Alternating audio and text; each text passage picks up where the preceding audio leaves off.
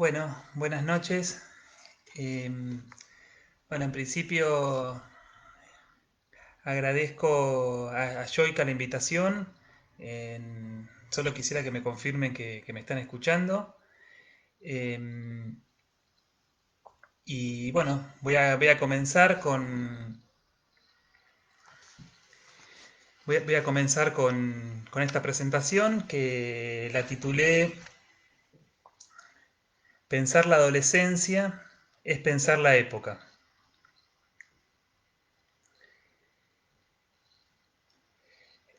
Voy a hacer algunos desarrollos bajo la idea general de que pensar la adolescencia es pensar la época. En torno a la época, la perspectiva que considero más adecuada es tratar de hacer un esfuerzo por situar qué es lo que varía y qué es aquello que no. Aquello que varía y aquello que persiste. Considero que hacer el esfuerzo por situar lo invariante ayuda a orientarse en torno a lo que cambia. Y por supuesto, voy a puntuar algunas ideas para pensar la adolescencia desde el psicoanálisis, lo que es toda una cuestión. A veces podemos decir que a los adolescentes se los ubica en el lugar de bárbaros, entre comillas, de poco civilizados, cuando en realidad representan la mutación, la transformación, lo nuevo, lo que viene. El adolescente como extranjero de su tiempo es el título de un texto que escribí hace varios años. Los adolescentes portan en general una nueva lengua, con su jerga, su argot, sus nuevos modos de decir. Articulan nuevos ideales, nuevos síntomas, nuevas preguntas, nuevos modos de interpelar, presentando incluso nuevos modos de vivir la pulsión. Nosotros no éramos así, suele repetir cada generación. Lo repite en torno a la anterior, lo que demuestra la adolescencia como un momento particular de extranjeridad. Extranjeridad que irrumpe en el hogar. El niño o la niña, conocida por el grupo familiar, deja de serlo. Extranjeridad que se manifiesta también en la escena social. El nosotros no éramos así da cuenta de eso. Las llamadas tribus urbanas también dan cuenta de la irrupción de esa extranjeridad, con su argot y los retoques que se le hacen a la lengua común, con esas nuevas estéticas también que surgen, que irrumpen. Extranjeridad también para el adolescente mismo, en torno a su cuerpo, en torno a su identidad infantil construida. Por supuesto, desde el psicoanálisis vamos a decir que en un punto todos somos extranjeros en la lengua. Nunca estamos del todo en nuestra casa. Hay un exilio que nos constituye. Es la hipótesis del inconsciente, en tanto en el inconsciente nunca es home sweet home. Como también debemos decir que lo radicalmente extranjero para el sujeto es la pulsión, niño, adolescente o adulto, aquello no armonizable. Ahora bien, al encontrarse los adolescentes en un momento singular de apertura, de sensibilidad y formación, de salida de lo familiar, sobre ellos se hace sentir especialmente los cambios en el orden simbólico, los cambios en el mundo, los cambios que se van dando en el mundo y sus imperativos. Aquí es importante, me parece, pensar cuáles son los imperativos de una época. Pero también ellos son parte de esos cambios, los introducen y los sostienen, a veces resistimos, pero en general los introducen y luego los incorporamos. La digitalización del mundo es algo nuevo para muchos, no para ellos. Ellos nacieron en ese hábitat, por así decir, si podemos expresarnos así. Quizás podemos decir que en parte su lengua es digital, que en ese territorio se hablan y se dicen. Allí se encuentran, se desencuentran, allí se malentienden. En ese punto podemos decir que la web y las nuevas tecnologías son nuevos territorios del síntoma. En muchos casos, la web viene al lugar de la calle, de la fuera de lo familiar, más en estos tiempos de pandemia. El tema o el punto es si la calle, que puede ser un lugar, o la web, que también puede serlo, si allí hay un mundo de transferencia o no. Al respecto, tengamos en cuenta o tengamos presente que la lengua es nuestro suelo, nuestro territorio. Un territorio movedizo, por supuesto. Hay cierta extranjeridad en la lengua, como decíamos. Pero tener presente que nuestra morada es la lengua es clave. Derrida habla de la lengua como el suelo absoluto de todos los desplazamientos, el punto cero de todos los teléfonos móviles. Hannah Arendt decía que no se sentía alemana salvo por la lengua. Referencias, me parece, interesantes y que nos sirven además para pensar las sesiones, por ejemplo, no presenciales o los encuentros como este.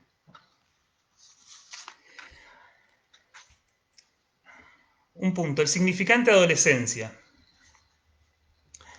Rousseau habla de la adolescencia como segundo nacimiento, que es una bella expresión y que tiene su lógica y su razón. Aproximadamente alrededor de 1850 se instala en los diccionarios el término adolescencia. Es habitual que se señale que adolescencia no sería un significante del psicoanálisis, ya que Freud no lo utilizó. En cambio, como sabemos, utilizó el significante pubertad en las metamorfosis de la pubertad.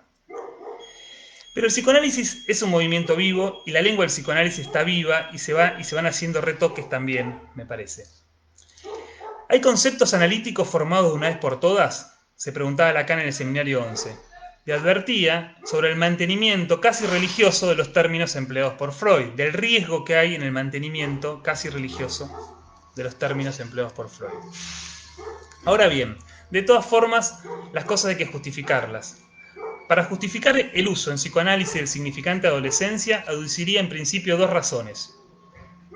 Una, que para el clínico, la adolescencia como significante tiene su valor de uso. Nos sirve para conversar con otros discursos, para movernos en la ciudad, para hablar la lengua del otro. La segunda razón, y más importante, es que adolescencia es un significante preciso para pensar ese momento de la vida post-pubertad. Momento de la vida donde real y semblante vuelven a conjugarse de un modo nuevo.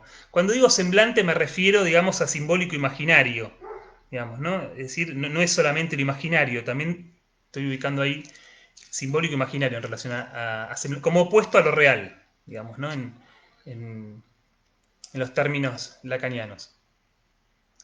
O sea que es un momento de la vida donde real y semblante vuelven a conjugarse de un nuevo modo y donde la oferta cultural va a ser determinante. En ese punto nos preguntamos qué ofrece cada tiempo a sus jóvenes, qué políticas, qué discursos, qué imperativos. Pero señalemos que siempre hay un hiato en esa oferta y el modo singular de apropiación o de responder de cada adolescente, de cada sujeto. Un modo analítico de pensar la adolescencia. Alexander Stevens, en un conocido texto, La adolescencia, síntoma de la pubertad, plantea que la pubertad es un real y la adolescencia es la respuesta sintomática al encuentro con ese real. Me parece que ese es un modo analítico de pensar la adolescencia. También podemos plantear, en otros términos, o también podemos plantearlo en estos términos. Las teorías sexuales infantiles son un modo de conjugar semblante y real. En la adolescencia, luego la conmoción de la pubertad, hay un apremio por encontrar otro modo de conjugar semblante y real. Que la pubertad sea un real, ¿qué quiere decir que la pubertad sea un real? Que la pubertad sea un real implica que se trata de algo que nunca puede terminar de decirse, que hay algo intraducible allí. Un encuentro con el sexo, con lo que tiene de imposible de decir. En palabras de Lacan, la sexualidad hace agujero y nadie zafa bien del asunto. O sea, que hay un universal del fracaso. Eso es para todos. Se trata del encuentro con el desarreglo esencial de la sexualidad humana. ¿Qué quiere decir el desarreglo esencial de la sexualidad humana? ¿Y por qué podemos ubicar también que la adolescencia es el primer encuentro con ese desarreglo esencial de la sexualidad humana? Quiere decir que un chico, una chica, un chique, no sabe por estructura qué es lo que hay que hacer en torno al sexo. Me parece, por ejemplo, que en la serie Sex Education se ve con muchísima claridad eso, cómo no se sabe por estructura qué es lo que hay que hacer en torno al sexo, y eso por supuesto que es más allá de cualquier orientación sexual. Bien. El acontecimiento de la pubertad, con su real concomitante, conmociona el modo en que sentido y real se venían conjugando, como decíamos. Se produce una vacilación de los semblantes en los que el niño y la niña entramaban su vida. Un nuevo modo debe encontrar allí, donde cierta prisa es característica en esa búsqueda de nuevas identificaciones. Podemos decir que hoy en día, en ciertos sectores, los modos de vivir la sexualidad se están modificando. Cierta tolerancia a la diferencia, prácticas de cuidado, roles menos rígidos, discurso de la diversidad, nuevas tramas donde el feminismo, donde la trama feminista ha tocado las sensibilidades, afectando los cuerpos, argumentando. Pero al mismo tiempo tenemos el mundo consumo, individuos que están fuera de discurso, fuera de toda argumentación, y que apenas pueden sostener y sostenerse en una trama simbólica, que se juegan totalmente en el circuito o en el círculo sin corte del consumidor consumido.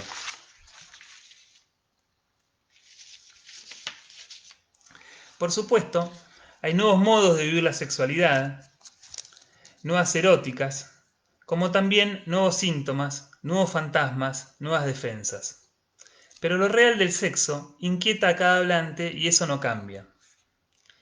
En psicoanálisis considero que conviene guiarse por la no relación y por lo imposible. Es decir, hay una proliferación de nuevos semblantes, pero está lo real y los analistas nos ocupamos de recordarlo. Quizás incluso ese sea nuestro deber en el mundo, recordar lo real y situar lo singular, lo incomparable del arreglo de cada uno ante el paratodeo y ciertas construcciones discursivas que rechazan lo real y ante las generalizaciones de cualquier orden.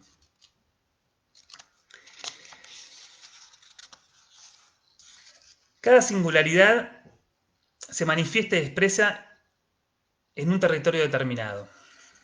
Por eso hablamos de adolescencias en plural, donde no son lo mismo las adolescencias en el ambiente progresista urbano que las adolescencias en otras zonas, en otros contextos. Pero es indiscutible que los feminismos, también en plural, van produciendo resonancias y haciendo olas. Una referencia de Lacan interesante al respecto, de la que podríamos sacar, creo, cierto jugo, cierto juego, es cuando hace mención en El despertar de primavera a la diosa blanca de Robert Graves.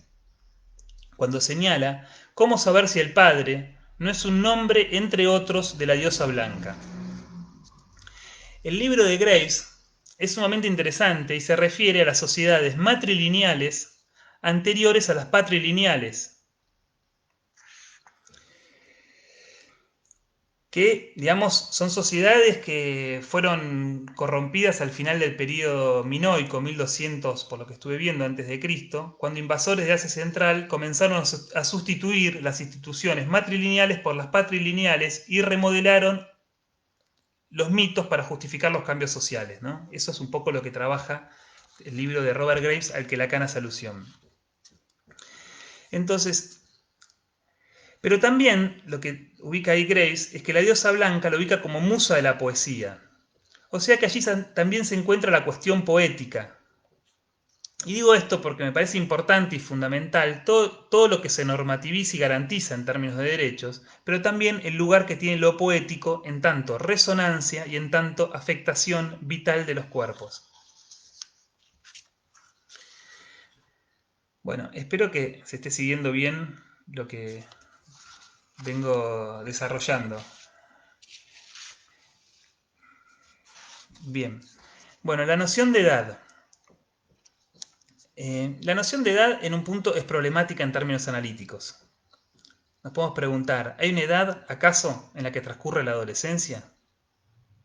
Utilizar la palabra edad no hace remitir la cuestión a una perspectiva evolutiva y, por lo tanto, lo que se llama adolescencia debería quedar enmarcado entre determinados años. Me interesa utilizar edad como un significante que no remite a determinados años, sino más bien a un momento, a un tiempo, incluso un lugar, lugar, tiempo, zona de paso, umbral o frontera entre el niño y el adulto.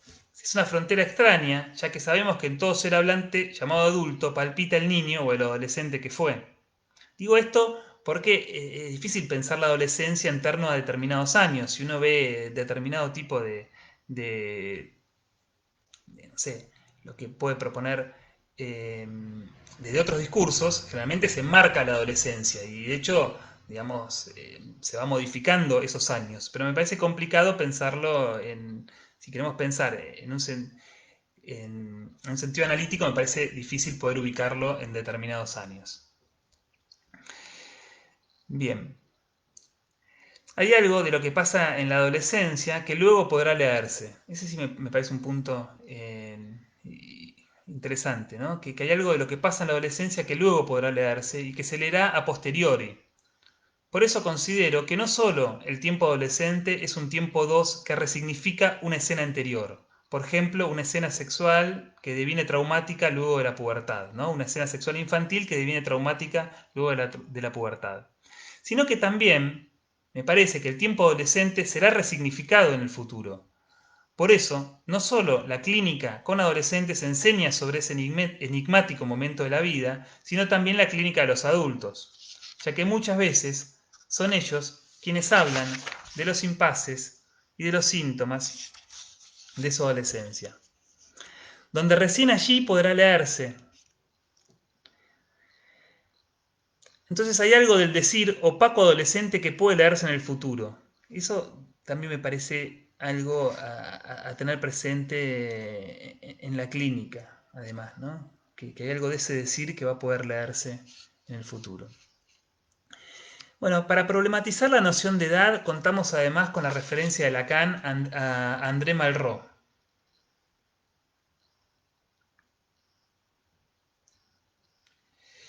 Cuando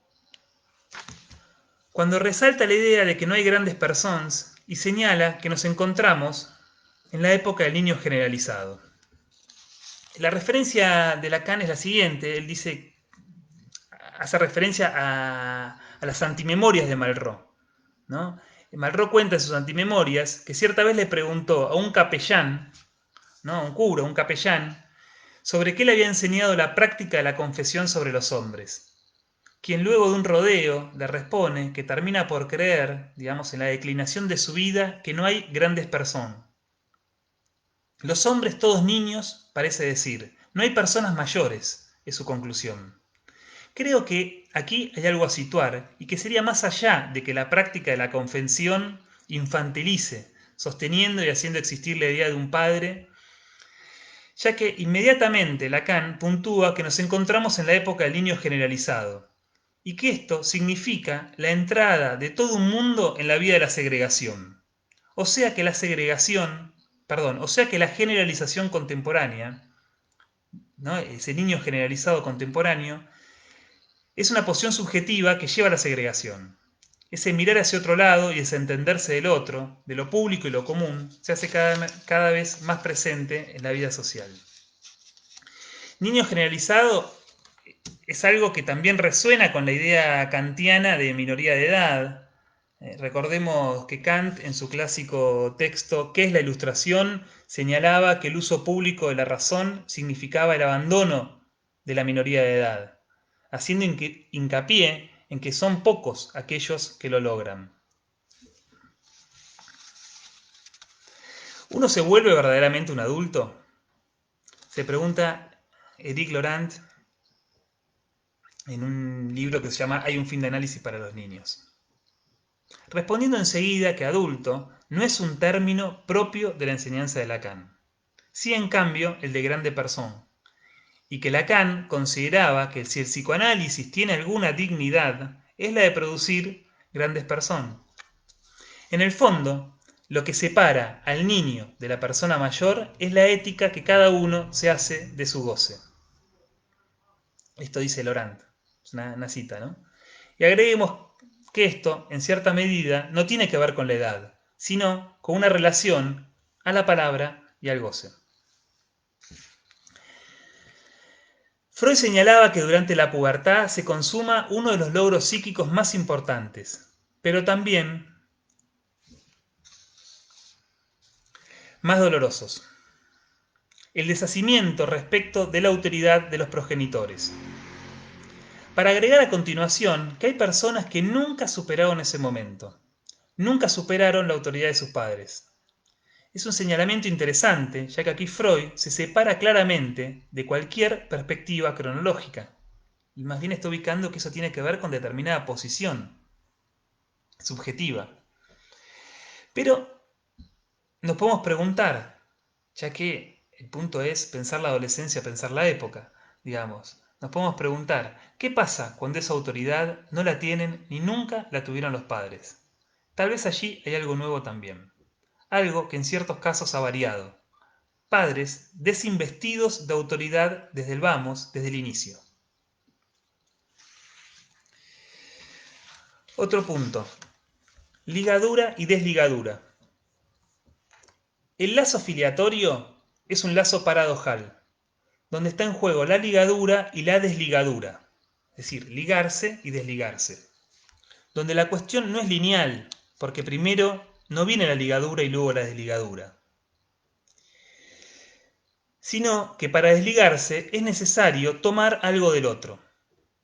Por lo tanto, si también sostenemos que la adolescencia es un tiempo constitutivo, un tiempo parte de la constitución subjetiva, podemos plantear que el adolescente, en su salida del mundo familiar, en ese tiempo de separación, en su salida al mundo social, debe poder servirse de un significante familiar, tomar un significante familiar y poder articularlo a otro extrafamiliar. Y en esa articulación sostenerse, en esa articulación hacer pie en lo social. Muchas veces tiende a desconocerse la paradoja inherente al lazo filiatorio. Hay un texto muy interesante de David Crece donde trabaja el lazo filiatorio y sus paradojas. Unas ideas las he tomado de ahí. Entonces digo que muchas veces tiende a desconocerse la paradoja inherente al lazo filiatorio. Por un lado, en un polo vamos a tener los modos rígidos de sostener la continuidad, sin querer saber nada del corte de la desligadura, es decir, ligadura de un modo rígido sin querer saber nada de la desligadura. Son los apegos rígidos a la tradición, por ejemplo, los fundamentalismos. En el otro polo, que es otro modo también de suprimir la paradoja, encontramos esos sujetos que no le deben nada al otro, que creen que se hicieron solos, que creen que se hacen solos, donde hay una suerte de delirio de autoengendramiento, se creen autofundados, donde reniegan de las marcas preexistentes. Claramente, la época, la forma neoliberal del presente, propone, como sabemos, una desconexión de la historia, un corte con la tradición, la abolición de la deuda y de los legados. Por supuesto que también tenemos, no sé, las nuevas militancias en las que participan muchos adolescentes y jóvenes, donde tomando algo de la historia, mediante un enlace deseante, intervienen en el presente, pensando en el futuro, creando un futuro, habría que decir. Como señala Jorge Alemán en este punto, las marcas deben transformarse en causa para poder sostenerse. Bien. Otro punto: nuevas tramas.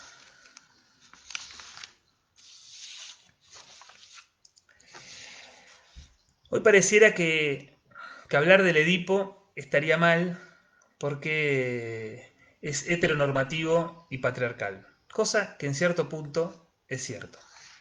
Pero también me parece que podemos hacer otra lectura del Edipo y tomar su dimensión de trama, que es lo que me interesa. Trama que se hace a nivel del otro. Trama que articula una pérdida, un imposible y un don. Trama que nos habla de las relaciones libidinales con esos otros primordiales. Los tres tiempos del Edipo en Lacan implican una trama, una articulación de lugares y funciones, y una lógica. Articula tiempos lógicos. Yo creo que se puede hacer esa lectura. El Edipo, en última instancia, es una trama que permite sortear o tratar el enigma del deseo del otro primordial. Es una trama o una traducción que permite subjetivar ese enigma.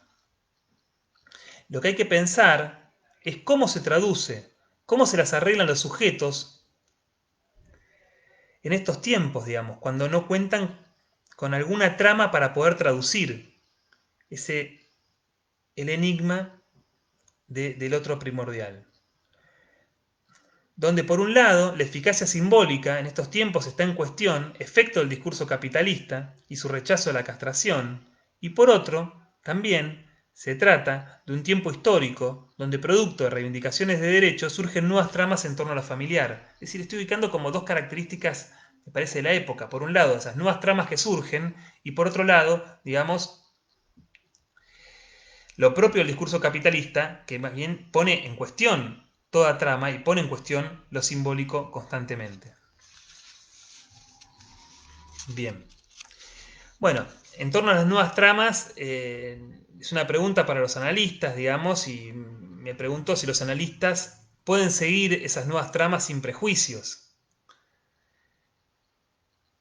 En torno a lo que tiene más que ver con esa dimensión del discurso capitalista, el punto sería que puede funcionar como punto de amarre que permita un modo no mortífero de vivir la pulsión. En suma, encontramos adolescentes liberados, es decir, desentramados, fuera de cualquier trama. Y sabemos que cuanto menos se cuenta con lo simbólico para arreglárselas con lo real, más se pone el cuerpo en juego. Acá, por ejemplo, el fenómeno del cutting es muy claro, digamos, ¿no? Cuando menos se cuenta con lo simbólico para defenderse de lo real o para arreglárselas con lo real, más se pone el cuerpo en juego. Ahí, por ejemplo, el cutting es claro, pero eso se puede extender, me parece, a, bueno, a muchas situaciones clínicas. Entonces, por un lado tenemos algunos sujetos desentramados fuera de cualquier trama, y por otro lado, a su vez, tenemos nuevas tramas, nuevas ficciones, algunas culturales y otras que se inventan en análisis, porque el punto es que una trama pueda morder el cuerpo de alguna forma. En ese punto me parece que en el espacio analítico hay que ayudar a cada adolescente a encontrar un imposible y un modo vivible de conjugar semblante y real. En relación al Edipo como trama, doy la referencia que tomo, que es de Lacan en el Seminario 11, cuando señalaba que lo que hay que hacer como hombre o mujer, el ser humano lo tiene que aprender por entero del otro. Lo que hay que hacer como hombre o mujer pertenece, cito, al drama, a la trama que se sitúa en el campo del otro. El Edipo es propiamente eso. El campo del otro es un campo de lenguaje y es un campo que se modifica. Por eso hay nuevas tramas, como decíamos. En el seminario 17, el reverso del psicoanálisis, también Lacan señala, el reverso no implica ningún anverso, se trata de una relación de trama, de tejido, de texto, y que se trata de un tejido que tiene un relieve que encierra algo. Y que encierra algo. Y reverso está en asonancia, dice, con verdad, verdad en tanto que solo puede decirse a medias. Digo, me pareció también interesante esa dimensión de trama que también trae en el seminario 17. Encontrar un punto, otro de los apartados, encontrar un punto donde afirmarse. Sabemos que es fundamental para el adolescente el encuentro con un otro que pueda decir que sí a sus invenciones, a sus respuestas vitales, como también encontrarse con un otro que pueda decir que no al comportamiento ruinoso o mortífero. Hay toda una problemática, me parece, ligada al reconocimiento que tiene un enorme valor para que pueda efectuarse una invención singular que lleve al adolescente a darse, en ese momento de transformación, una nueva forma en el mundo. Y eso implica el encuentro con un otro que está encarnado, con alguien. Porque se trata de que pueda encontrar un punto donde afirmarse en la inestabilidad de la lengua en ese momento de entrada en la escena social. Es decir, encontrar un punto donde afirmarse en el inestable suelo de la lengua.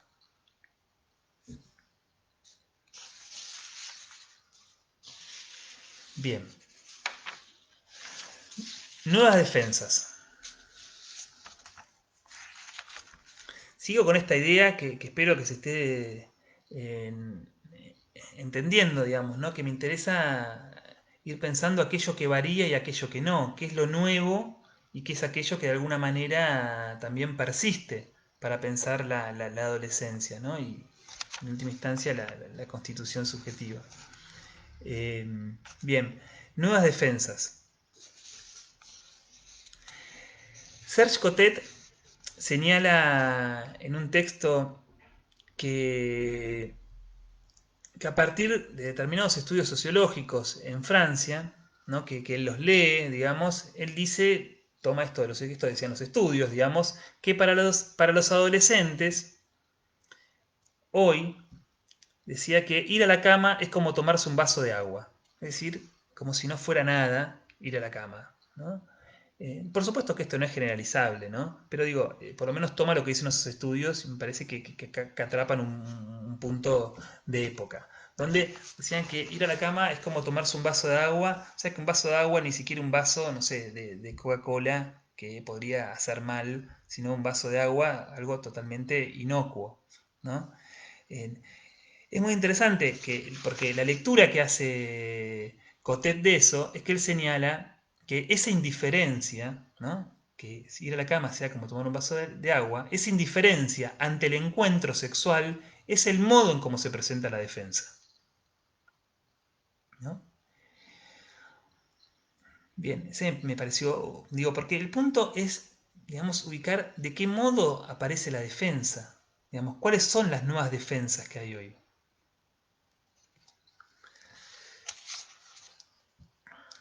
Hoy el problema, un poco es lo que termina ahí ubicando en ese texto, y me parece interesante traerlo, que él ubica que hoy el problema no es tanto ir a la cama, sino el amor. Y que lo ubica en relación a la falta de un discurso amoroso. Yo lo pienso en estos términos, digamos, la dificultad para soportar, sin un marco de discurso, la presencia del deseo del otro. Parece que ahí aparece el problema en general. Cuando sin un marco de discurso el sujeto se encuentra con la presencia del deseo del otro. Bien. Otro punto, autoerótica, gadget y espectáculo. Lo que varía, además de las nuevas tramas que ya hemos señalado, ahora voy a tratar de ubicar algo que varía más allá de esas tramas que hemos señalado, haciendo hincapié ahora en la perspectiva del goce intensificado por el dispositivo capitalista. 4 puntos ubiqué. 1, la autoerótica del saber. El saber se ha desplazado y ya no está encarnado en la figura de los padres. Se encuentra, como todos sabemos, en Google. Por supuesto que aquí habría que discutir si eso es saber o información, ya que el saber está ligado a la lectura y Google no lee. ¿Qué implica leer? Me parece que es importante poder pensar. ¿Qué implica leer? ¿Qué es un acto de lectura? Digamos, ¿no? Y donde hoy en día las lecturas críticas son fundamentales, sobre todo en estos tiempos, en esta época de fake news generalizadas. En ese punto me parece que es algo importante a trabajar también con los jóvenes, digamos, qué implica leer, digamos, ¿no? Bien. Segundo punto, la espectacularización de la vida. La intimidad como espectáculo me parece un libro interesante de una antropóloga argentina que reside en Brasil, que es Paula Sibilia, que seguramente muchos la deben conocer, en que ella pescó muy rápido ese fenómeno de la espectacularización de la intimidad. Ella ahí señala, por ejemplo, que no hay diarios íntimos, que se terminaron los diarios íntimos, sino que hay unos diarios éxtimos, ¿no? Ella utiliza ese éxtimo que, bueno, sabemos que es un término también de Lacan. Nosotros estuvimos una vez en una mesa con ella y ella decía que, bueno, cuando escribió eso no tenía registrado ese término de Lacan. Eh, pero me parece que ha pescado muy rápido, porque es un libro que tiene varios años, muy bien cómo ha trabajado y cómo ha ubicado esa espectacularización de la intimidad. Digamos, ¿no? De la intimidad deviene un espectáculo. Por supuesto que es un libro, ya el nombre lo dice, que se basa en la sociedad del espectáculo de Guy Debord, lo que hace pie allí, en cierta forma. Y Debord señala que el espectáculo lleva a la pérdida del diálogo, ¿no? La cultura del espectáculo lleva a la pérdida del diálogo. Pero la tesis principal del libro de Guy Debord es que si todo es espectáculo, todo es mercancía. Si todo es espectáculo, todo es mercancía. Y por lo tanto, todo enseguida deviene en basura. Es decir, implica una lógica de lo consumible y lo desechable. Por ejemplo, Sibilia dice que el mundo de las redes, que en el mundo de las redes, enseguida todo deviene digital trash, ¿no? Va en esa vía también, que es cierto, ¿no? Que hay algo de eso y bueno, y también hay que ver cómo hacemos con eso. Bien, el tercer punto, el goce autista del objeto técnico. Creo que conviene distinguir bien las viejas tecnologías de las tecnologías actuales. Hay un libro interesante de Matteo Bonassi, que es un filósofo italiano, que se llama El lugar político del inconsciente contemporáneo. Es un filósofo italiano, pero a su vez formado en psicoanálisis. Matteo Bonassi señala que conviene distinguir el objeto de consumo en su versión moderna del objeto de consumo en su versión contemporánea. El objeto de consumo en su versión moderna es la mercancía fetiche que captura el deseo en el interior de los cuadros de los consumos. Esperanza, búsqueda, ilusión, identificación imaginaria, todo aquello que el marketing se ha encargado siempre de promover y que sabe muy bien promover, ¿no? Pero dice que hoy ya no se nos propone qué desear, que era lo propio del marketing, de esas tecnologías eh, modernas. Ya no se nos propone qué desear, sino lo que se nos propone es cómo gozar. El objeto de consumo, dice, en su versión contemporánea, ha pasado a ser un gadget. Intercepta más nuestro goce que nuestro deseo. El objeto gadget clava al consumidor a su goce autista.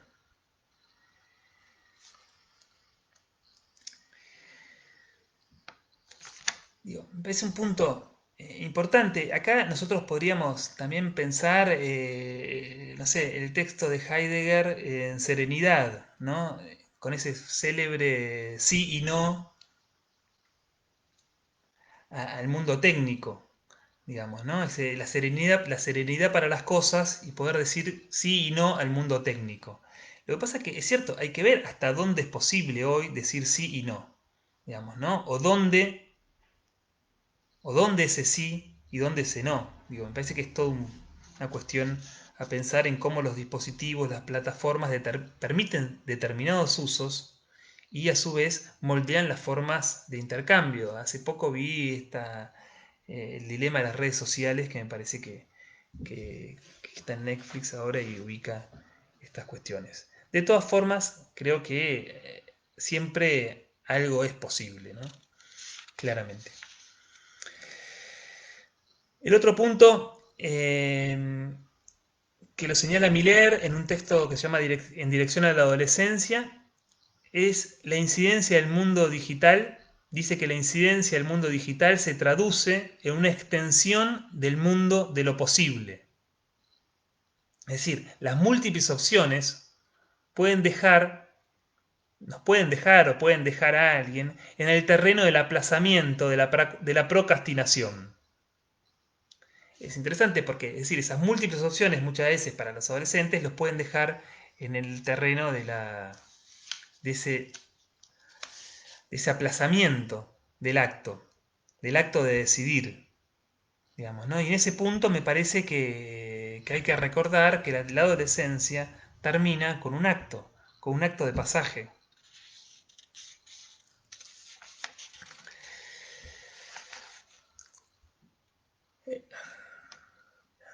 Benjamin ha hecho referencia, por ejemplo, a que la aceleración de datos impide reflexionar sobre las propias vivencias. Dice, ¿no? Que esa aceleración de datos impide reflexionar sobre las propias vivencias y transformarlas en experiencia. Agamben destaca que las experiencias hoy se realizan fuera del hombre en las máquinas. Eso está en Infancia e Historia, cuando él dice que, por ejemplo, uno va a ver alguna de las maravillas del mundo y lo primero que hace es estar sacando fotos, digamos, ¿no? Bien. Al respecto, nosotros podemos decir que el espectáculo y la prisa de la hiperconexión fomenta un lazo social que desarticula la palabra y saltea el tiempo para comprender, así como también desconecta las palabras del cuerpo. A veces, hoy, a veces el malestar se dirige a las redes sociales. Es habitual encontrarnos con sujetos que allí dirigen sus cartas. Me parece que eso en la clínica con adolescentes es muy claro, no solo en la clínica con adolescentes. Es decir, que hoy encontramos que ahí dirigen sus cartas los sujetos. Podríamos decir que hemos pasado de la carta al padre a la carta a la red social.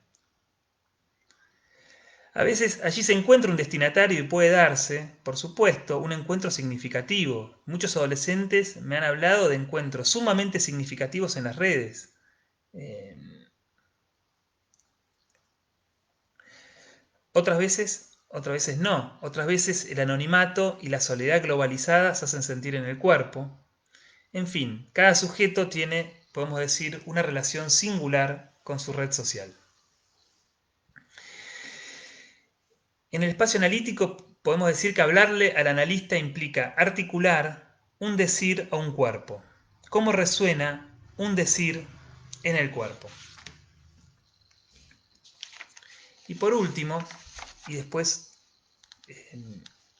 puedo comentar algo más, si hay alguna pregunta o algún intercambio,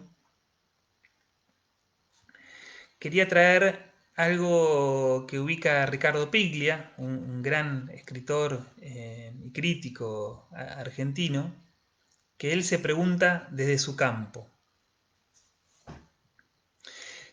¿Qué es lo que persiste y qué es lo que ha variado en las formas de leer? Digo, para seguir pensando, ¿no?, en lo que varía y lo que no varía, lo que cambia y lo que no cambia, ¿no? Que yo insistía que a mí me parecía que esa era la perspectiva más adecuada para orientarse en la época, ¿no?, en pensar lo nuevo. Entonces, vuelvo. Se preguntaba Ricardo Piglia desde su campo.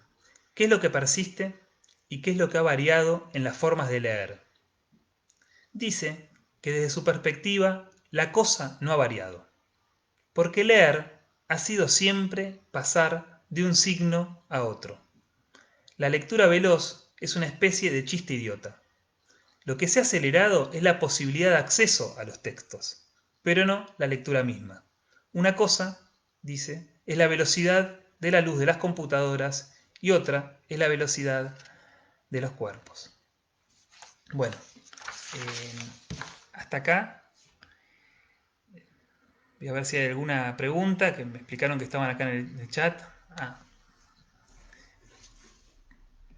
Bueno, acá hay saludos desde México. Bueno, le agradezco los saludos.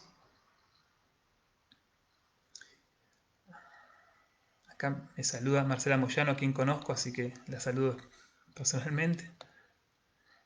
Bueno, muchos saludos.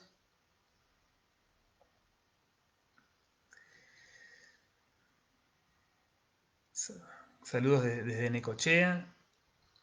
A Jesús Ramírez. Bueno, un gusto escucharte. Gracias, Jesús. Y gracias por la invitación que me han hecho.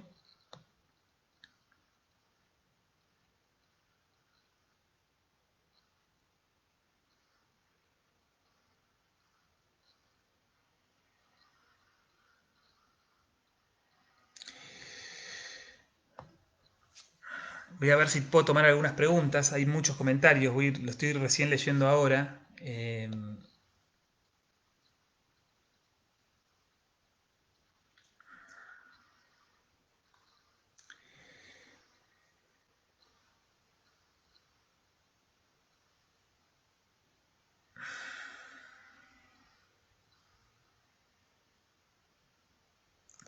Bueno, eh, bueno, hay muchas. Acá preguntan qué peligro la fantasía de autoengendramiento, en qué lugar tiene el otro en un sujeto así.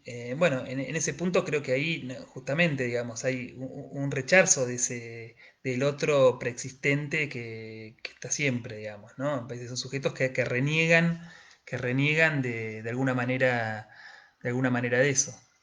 Eh, Más bien son sujetos desconectados del otro. Por supuesto que también son sujetos desconectados del inconsciente. Digamos, ¿no? Me parece que hay toda una clínica en relación a eso. ¿No? A mí no me gusta hacer generalizaciones, decir todos los sujetos están así en lo contemporáneo, pero me parece que eso da cuenta de determinada clínica con la que nos encontramos, determinada posición, que por supuesto que está promovida a su vez eh, por por el espíritu neoliberal, ¿no? Si lo podemos expresar así, digamos, ¿no? De alguna forma, ¿no? Esa desconexión de todo pasado, de todo legado, etcétera. Me parece que va en esa línea. Así que bueno, agradezco esa pregunta.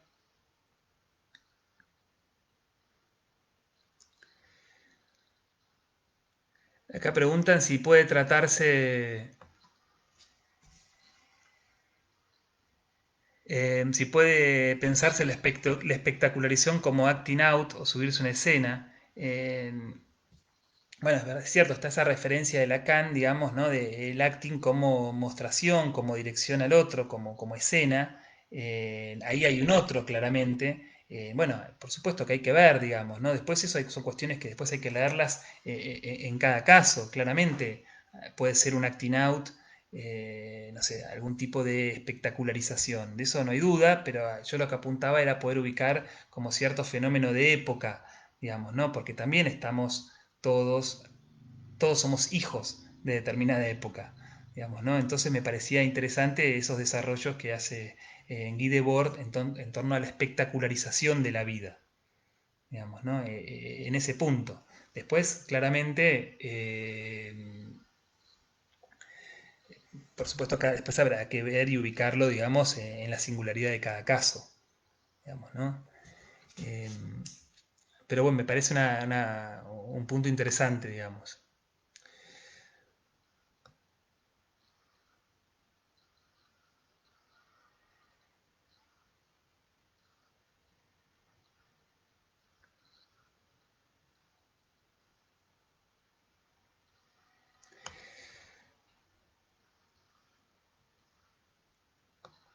Bueno, hay muchísimas preguntas. Y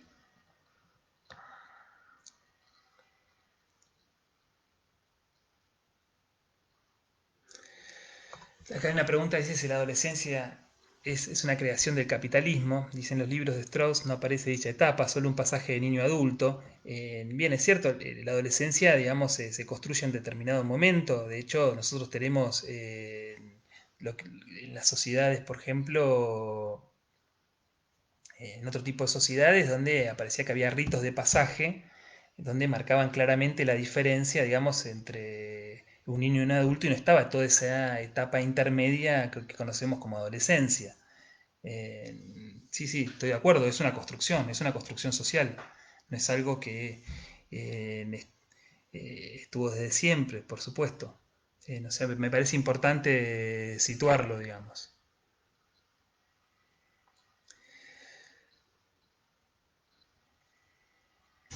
Bien,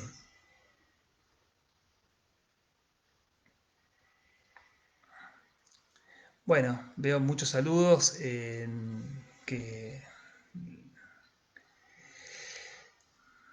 Voy a ver si puedo tomar alguna otra pregunta. Y hay una pregunta que dicen qué pienso del cuerpo virtual en tiempos de pandemia, qué relaciona a la adolescencia.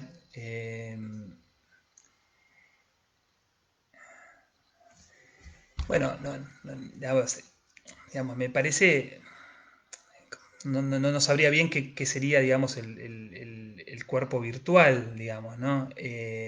Sí, lo que me parece es que habría, para decir algo en relación a la cuestión de la pandemia, me parece importante diferenciar, por lo menos, lo presencial de la presencia, ¿no? Me parece que hay distintas formas de presencia y uno puede encontrar formas de presencia claramente en la virtualidad.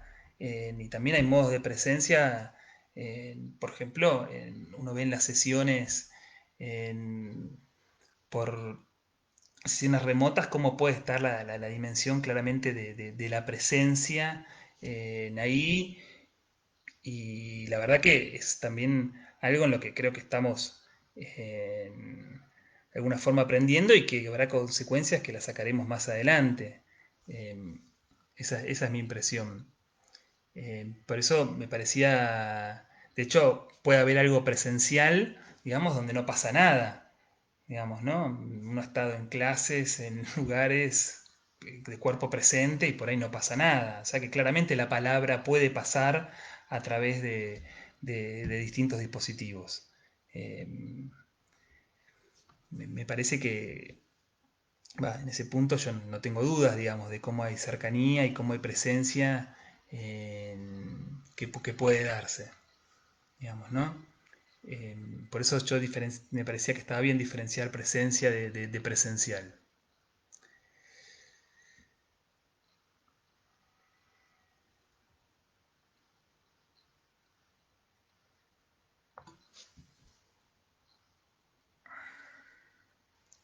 Bien, bueno, hay muchas otras preguntas. Veo si tomo alguna pregunta más y después voy a concluir.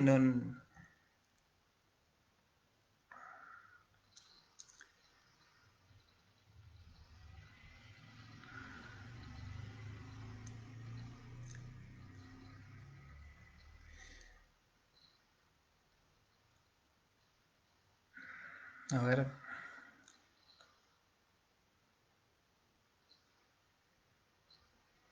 acá hay una pregunta de Cristian Aaron Esparza Ilescas que dice si el capitalismo es una manera del adolescente de encontrar una trama no edípica para gozar de una manera menos mortífera. ¿De qué manera podría ser si el sistema capitalista no propone dominar el propio gozo, sino todo lo contrario? En su experiencia, ¿cómo pudiera ser esta nueva trama que articule lo real y lo simbólico, si lo simbólico ha estado en la operativa de la función paterna, qué operativa simbólica genera el sistema capitalista? No, yo no creo que el sistema capitalista genere una operativa simbólica, más bien produce un estrago de lo simbólico constantemente. Yo lo que me refería con las nuevas tramas, me refiero a nuevas tramas que van surgiendo al mismo tiempo por determinados movimientos, digamos, por ejemplo, el movimiento feminista va generando nuevas tramas. Y hay movimientos también políticos que van generando nuevas tramas, y me parece que entender que se trata de tramas y de que son necesarias determinadas tramas para encontrar eh, un modo de arreglárselas con lo real. En ese punto, pero claramente el dispositivo capitalista como un dispositivo que no tiene, que no tiene corte, digamos, rechaza, digamos, como sabemos, como dijo Lacan, la castración, el amor y más bien produce un estrago de la eficacia simbólica. O sea que en ese punto, por supuesto que eh, hay, hay un problema enorme, digamos, también para la subjetivación. Eh, Bien, bueno, me parece que también hay que ver cuáles son los arreglos que encuentra cada sujeto, digamos, ¿no? Después hay que poder pensarlo en cada caso, digamos, ¿no? Yo he tratado de hacer el esfuerzo por ubicar algunas cuestiones generales, pero después creo que todo el tiempo dije que por un lado está lo que la época ofrece, a dónde la época nos lleva, a dónde la época empuja, y después van a estar, hay un hiato donde vamos a ubicar ciertas respuestas singulares, digamos, ¿no? Es decir, que todos somos hijos de una época, pero también en un punto cada uno a su manera. Eh, bien, Bueno, yo agradezco mucho en toda la presencia, agradezco los comentarios. Hay varias preguntas eh, que bueno, que no sé si puedo tomarlas, digamos, a todas, eh, por una cuestión de tiempo y por otro lado también no es tan sencillo estar leyendo los comentarios y contestar, por lo menos para mí. Así que bueno, les agradezco mucho la atención eh, y bueno, y me despido. Hasta la próxima. Le agradezco muchísimo a los colegas de Yoica en la invitación.